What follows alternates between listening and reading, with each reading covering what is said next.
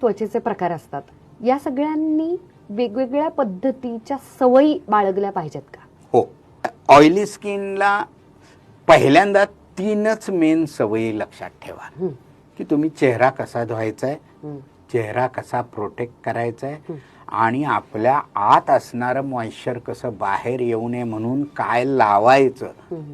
फार भारीतला क्लिन्झर पाहिजे असलं बी काही नाही, पाण्याने धुवा नुसतं.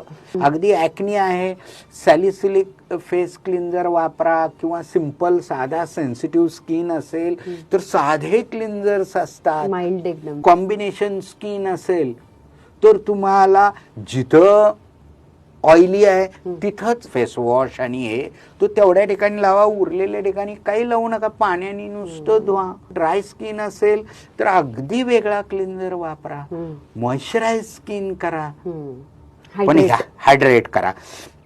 हायड्रेट म्हणजे आतनंही हायड्रेट झालं पाहिजे, नाहीतर तुम्ही पाणी कमी पिताय, झोप नाही आहे, व्यसनं, परत दुसरा सगळ्यात महत्वाचा म्हणजे थायरॉइड वगैरे सारखे आजार असतील तर ड्राय स्किन येणार.